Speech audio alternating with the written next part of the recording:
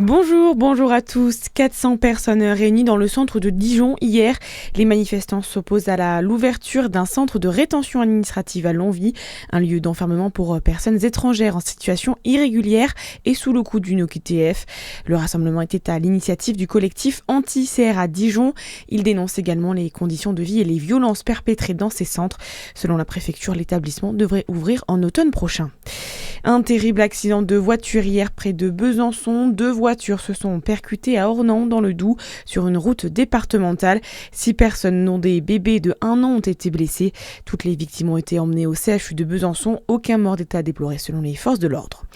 Dans l'actualité également au sud du Liban, la mort du sergent-chef Florian Montorio, rattaché au 17e régiment du génie parachutiste de Montauban et engagé dans les forces de l'ONU hier.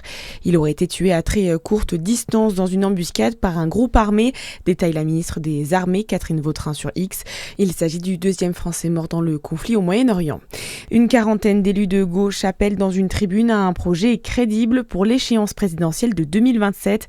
Face à la percée inédite de l'extrême droite en France et dans le monde, les 45 élus hors LFI estiment que c'est le seul chemin pour qu'émerge une candidature de large rassemblement.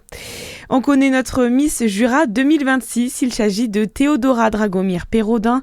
La jeune femme de 19 ans a été élue hier à l'Oppidum de Champagnole.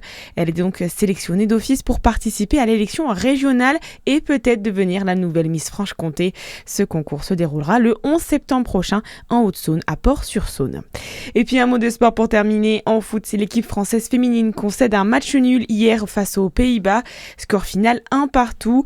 Les Bleus jouaient un match en Bourgogne-Franche-Comté pour les qualifications pour le mondial de 2027. Malgré le match nul, elles restent 2e de leur groupe.